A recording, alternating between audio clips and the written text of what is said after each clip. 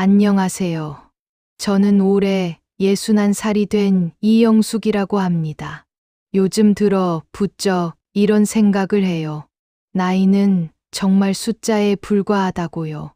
60대에 접어들면 인생이 끝난 줄 알았는데 지금 제가 살고 있는 이 순간이야말로 제 인생의 진짜 전성기거든요. 돌이켜보면 제 인생은 참 기구했습니다. 21살에 얼굴 한 번 본 남자와 중매 결혼을 했어요. 지금이야 사랑해서 결혼하는 게 당연하지만 제가 젊었을 때는 저처럼 중매로 시집 가는 여자들이 많았거든요. 게다가 집이 가난하다 보니 친정에서는 딸인 저를 빨리 시집 보내고 싶어 했죠. 결혼 초반만 해도 남편인 최무비는 무뚝뚝하지만 그래도 어린 신부인 저를 챙겨주는 것 같았어요. 그런데 제가 처자일을 임신한 후부터는 완전히 달라졌습니다. 일한다는 핑계로 집에 들어오지 않고 친구들이랑 술 마신다며 밤마다 여자 있는 술집을 드나들었어요. 그걸 알았을 때 혼자 얼마나 울었는지 모릅니다. 하지만 돌아갈 친정도 마땅치 않았고 시어머니인 박 여사는 자기 아들 편만 들며 저를 구박했어요. 내가 그렇게 똥 씹은 얼굴로 있으니까 우리 아들이 집에 정을 못 붙이는 거야. 남자는 여자 나름이라고. 내 남편이 밖에서 노는 건 전부 내 탓이니까. 바가지 긁을 생각은 하지도 마. 이런 말을 들으면서도 저는 한마디도 반박하지 못했어요. 어린 며느리였으니까요. 그저 처사들 민준이를 낳았다는 이유로 겨우 며느리 대접을 받으며 살았습니다. 세월이 흐르면서 남편은 월급 봉투도 제대로 가져오지 않았어요. 분가하고 싶어도 돈이 없으니 시댁마당에 있는 별채에서 살 수밖에 없었죠. 제가 몇 번이고 월급 이야기를 꺼내면 남편은 물건을 집어던지며 난동을 부렸습니다. 무슨 여자가 입만 열면 돈 타령이야. 내가 무슨 돈이 필요해. 여기 있으면 다 공짜인데. 그러면서도 밖에서는 술값, 여자한테 쓸 돈은 있더라고요. 그러던 어느 날 시어머니가 대장암에 걸리셨어요. 그런데 병수발을 며느리인 저한테만 시키겠다고 고집을 부리시더군요. 저는 싫다고 했지만 시아버지가 내가 수발을 들면 이 집을 너희 앞으로 해주마라며 지키지도 않을 약속을 하셨고 남편도 절 설득했습니다. 어차피 이 집 구석에 사는 한 벗어날 수 없다는 생각에 시어머니 병수발을 시작했어요. 하지만 정성을 다하진 않았습니다. 그동안 받은 구박이 얼마인데요.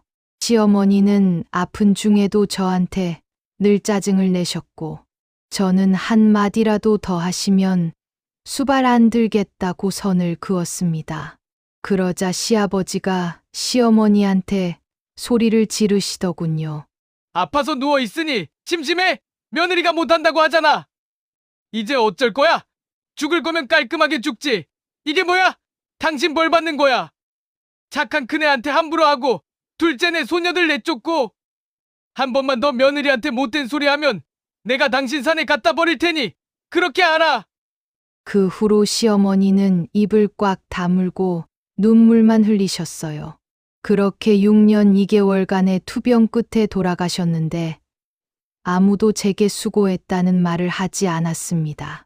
집을 준다던 약속도 쏙 들어갔고요.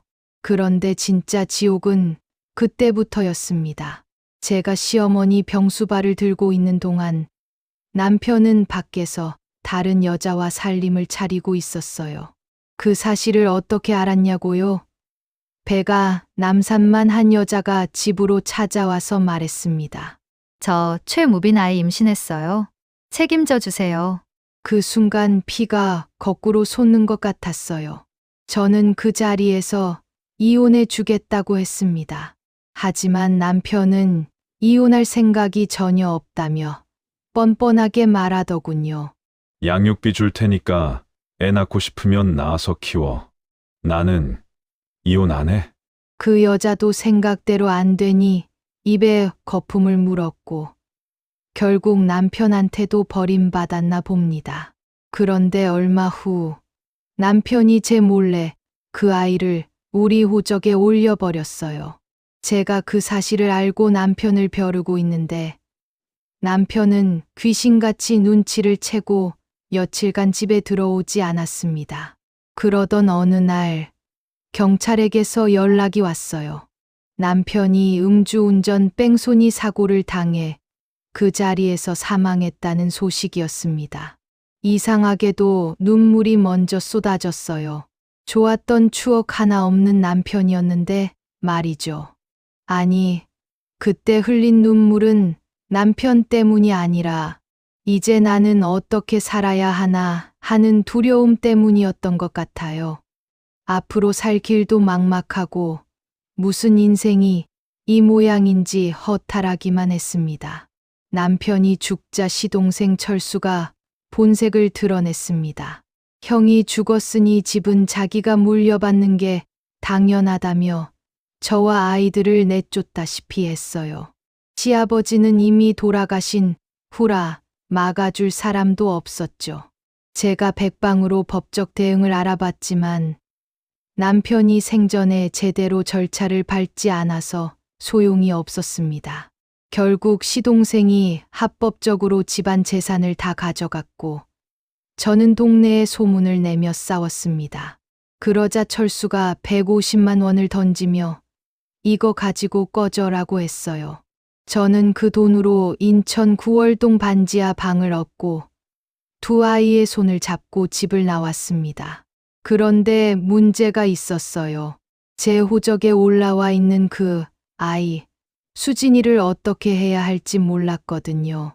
솔직히 처음에는 수진이를 보육원에 보낼 생각이었어요.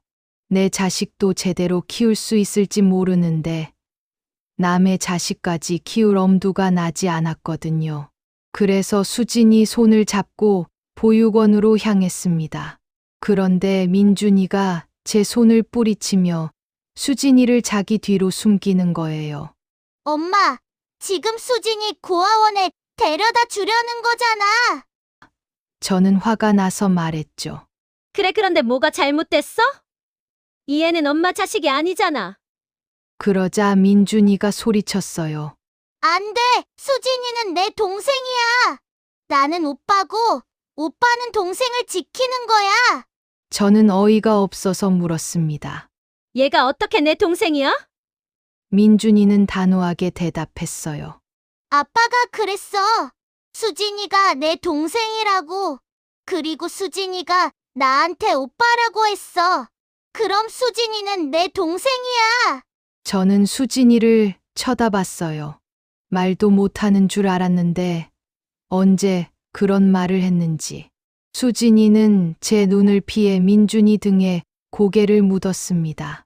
저는 다그치듯 말했어요. 그럼 내요, 엄마 찾아서 보내줄게. 넌 엄마 보고 싶을 거잖아. 그러자 수진이가 고개를 절레절레 흔들며 아주 작은 목소리로 말했습니다. 싫어. 그 순간 민준이가 저를 노려보며 말했어요. 싫다는데 왜 자꾸 보내려고 해? 내가 키울게. 나 굶게 해줘.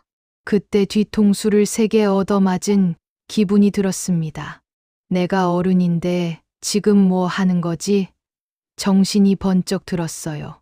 그날 이후로 저는 마음속으로 주문을 외웠어요. 이 애는 내 딸이야. 내 호적에 올라와 있는 내 딸이야. 삼키기 힘든 불덩이를 삼키는 심정으로 매일 되뇌었습니다. 그러자 신기하게도 수진이가 예뻐 보이기 시작했어요. 오빠인 민준이를 졸졸 따라다니며 시키는 대로 집안일도 돕고 글자도 배우는 모습이 기특하더라고요. 저도 모르게 웃고 있는 제 모습을 발견했습니다. 저는 공장에서 미싱 일을 하면서 수진이를 데리고 다녔어요. 4살짜리를 집에 혼자 둘 수는 없었거든요. 그러던 어느 날 같이 일하던 언니가 제게 물었습니다. 근데 수진이는 너 하나도 안 닮았다. 진짜 내 딸 맞아? 그 말에 욱하고 화가 치밀어 올랐어요. 저는 버럭 소리를 질렀습니다. 내 딸이야. 호적등본 떼봐. 내 딸이라고 나와 있으니까. 그날 이후로 제가 남편 바람둥이 여자 사이에서 난 애를 키운다는 소문이 퍼졌고, 저는 그 일을 그만둬야 했습니다. 너무 힘들었거든요. 집에 돌아온 저를 수진이가 조심스럽게 말을 걸었어요. 저기요. 저는 앞으로 집에 있을게요. 이제 저 안 데리고 다니셔도 돼요. 저는 깜짝 놀라 물었죠. 그게 무슨 말이야? 너 같은 꼬마를 어떻게 집에 혼자 두고 일을 나가니? 수진이가 작은 목소리로 대답했어요. 저 원래 집에 혼자 있었어요. 저 낳아준 엄마가 늘 밖에서 문 잠그고 나갔거든요. 그리고 캄캄해지면 들어왔어요. 그 말을 듣는 순간 가슴이 먹먹해졌습니다. 지금도 어린데 그때는 더 어렸을 텐데 어떻게 그런 짓을 할 수 있는지 같은 엄마로서 용서가 되지 않았어요. 저는 수진이를 꼭 안아주며 말했습니다. 엄마는 절대 너한테 그렇게 안 해. 너도 알지? 내 오빠가 너를 얼마나 챙기는지. 엄마도 그래. 지금도 앞으로도 엄마는 늘 너 이렇게 데리고 다닐 거야. 이 손 절대 놓지 않을 거니까. 이제 그런 무서운 기억은 잊어도 돼. 그때 수진이가 처음으로 제 품에 안겨 제 옷이 젖도록 울었어요. 4살짜리가 얼마나 작은지, 얼마나 따뜻한지 그제야 실감했습니다. 그날 이후로 저는 변했어요. 민준이보다 수진이에게 손길이 더 가더라고요. 머리도 정성스럽게 빗겨주고 옷도 신경 써서 입혔습니다. 사랑받고 자라는 아이로 만들어주고 싶었어요. 집에서 사랑받는 아이가 밖에 나가서도 그런 대접을 받는다고 생각했거든요. 물론 쪼들리는 생활이었지만 아이들이 잘 자라주니 그것만 보고 살았습니다. 그런데 아이들이 청소년이 되면서 사춘기가 왔어요. 특히 수진이가 심했습니다. 말을 안 듣는 건 물론이고 심지어 남의 물건에 손을 대서 경찰서까지 가게 되었어요. 그때 참았던 게 한꺼번에 터져서 수진이를 심하게 혼냈습니다. 저도 펑펑 울었죠. 그러자 수진이도 울면서 말하더군요. 엄마가 저를 남이라고 생각해서 관심이 없는 줄 알았어요. 저는 따끔하게 말했어요. 내가 분명히 말했지. 나는 내 손을 절대 놓지 않을 거라고. 내가 사고 치면 나는 몇 번이고 용서를 빌고 다녀야 한다고. 그게 얼마나 힘든 일인지 알아? 그날 이후로 수진이는 달라졌어요. 공부를 열심히 하기 시작했고 중학교 졸업할 때는 전교 10등 안에 들었습니다. 형편이 어려워 학원도 못 보냈는데 오빠한테 물어보고 선생님한테 물어보며 공부했어요. 민준이도 동생 가르쳐야 한다며 공부를 열심히 했고 결국 두 아이 모두 명문대에 합격했습니다. 민준이는 연세대 컴퓨터공학과, 수진이는 고려대 경영학과에 들어갔어요. 저는 아이들 대학 등록금 때문에 빚더미에 앉았지만 아이들만 생각하면 하나도 힘들지 않았습니다. 어차피 제 인생은 애들 때문에 지금껏 연명한 거나 다름없었으니까요. 수진이가 대학생이 되던 해 어느 날 밤 제 방으로 베개를 들고 왔어요. 같이 자고 싶다며 누웠는데 한참 후에 말을 꺼내더군요. 엄마, 저 키워줘서 고마워요. 버리지 않아서 고마워요. 그 말을 듣는데 울지 않으려 애를 써도 눈물이 났어요. 저도 수진이에게 고백했죠. 엄마도 솔직히 말할게. 처음에는 내가 미웠어. 그래서 보육원에 데려다 주려고 했었어. 수진이가 대답했습니다. 알아요. 저도 그랬을 것 같아요. 그러고는 제 기억에서 사라진 줄 알았던 이야기를 꺼냈어요. 엄마 기억나요? 제가 어렸을 때 다른 아주머니가 제가 엄마 안 닮았다고 했을 때 엄마가 저한테 화내면서 내 딸이다라고 하셨잖아요. 그때 너무 기뻤어요. 엄마가 진짜 저를 딸이라고 생각하는구나 싶어서요. 수진이는 계속 말했어요. 그런데 그것도 잠시 엄마 마음이 변하지 않았을까 불안했어요. 다시 예전처럼 저를 버리고 싶은 게 아닐까 확인하고 싶었어요. 그래서 사춘기 때 일부러 사고도 치고 그랬던 거예요. 그런데 엄마가 불같이 화를 내고 혼을 내시니까 그제야 안심이 됐어요. 아, 엄마가 진짜 제 엄마구나 싶었어요. 수진이가 웃으며 말했습니다. 엄마, 그거 알아요? 저는 엄마가 낳아주지 않았지만 엄마가 제 엄마라서 너무 좋아요. 낳은 정보다 키운 정이라고 했잖아요. 엄마는 누가 뭐라 해도 이제 진짜 제 엄마예요. 만약에 다음 생이 있다면 그때는 엄마 배에서 나오고 싶어요. 지금도 너무 좋지만 그냥 처음부터 엄마 딸로 태어나고 싶어요. 저는 감정이 북받쳐서 물었어요. 얘야, 오늘 무슨 일 있었니? 수진이가 대답했습니다. 사실은 친엄마가 저를 찾는다면서 연락이 왔어요. 삼촌한테요.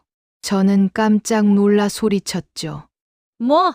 그 인간이 너한테 어떻게? 연락을 한 거야? 수진이가 차분하게 말했어요. 몰라요. 근데 갑자기 그러더라고요. 친엄마 보고 싶지 않냐고. 들어보니 그 여자가 어디 돈 많은 늙은 남자랑 결혼을 했대요. 그리고 자식이 없다고 하니까 저를 데려오라고 했나 봐요. 삼촌은 저 데려다 주면 자기도 돈을 받기로 했다면서 구질구질하게 그만 살고 친엄마랑 가라고 하더라고요. 저는 분노가 치밀어 올랐습니다. 무슨 그런 미친놈이 다 있어? 너 그놈 연락처 가지고 있지? 내가 내일 당장 전화해서 혼쭐을 내야겠다. 수진이가 제 손을 잡으며 말했어요. 진정해요. 엄마, 저 이미 번호 지웠어요. 제가 말했거든요. 절대 그럴 일 없으니까 꿈 깨라고. 그리고 한 번만 더 전화하면 우리 아빠 재산 가로챈 거 수단과 방법을 가리지 않고 도로 뺏어오겠다고 했어요. 제 친구 아빠가 유명한 변호사라고 했거든요.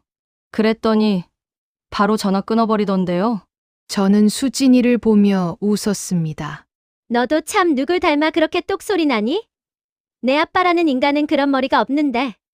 수진이가 활짝 웃으며 대답했어요. 그럼 한 사람밖에 없네요. 엄마 딸이잖아요. 엄마가 저를 이렇게 키워놓고 왜 몰라요? 저는 수진이를 꼭 안아주며 말했습니다. 저는 그래. 내 딸 똑똑하고 예쁘지? 너 그냥 시집 안 가고 엄마랑 계속 살자. 오빠는 저기 제대하면 얼른 여자 만나서 결혼하라고 하고. 수진이가 장난스럽게 대꾸했어요. 오빠 서운하겠는데요? 엄마는 이제 고생 끝이에요. 저랑 오빠가, 아니 제가 더 많이 엄마한테 효도할 거니까요. 그러니까 딱 기다려요. 저는 그날 밤 이런 생각을 했어요. 이 아이를 그때 보육원에 보냈으면 어쩔 뻔했나. 다행히 방 안이 캄캄해서 수진이한테 들키지 않았지만 저는 등을 돌리고 소리를 죽여가며 한참을 울었습니다. 수진이의 새근새근 잠든 콧소리가 들릴 때까지요. 그 후로도 제 생활은 변함없이 팍팍했어요.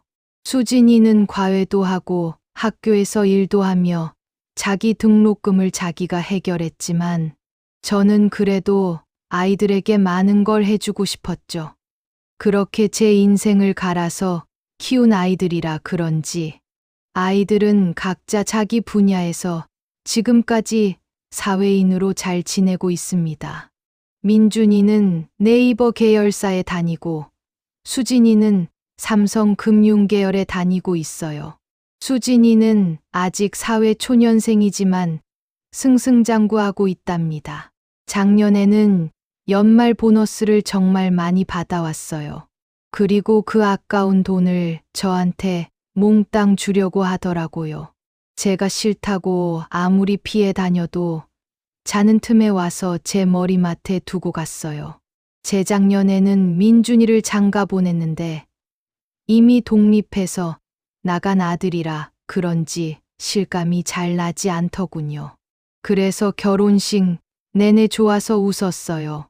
아무래도 남자라 제가 아닌 다른 사람이 챙겨준다고 생각하니 절로 웃음이 나더라고요.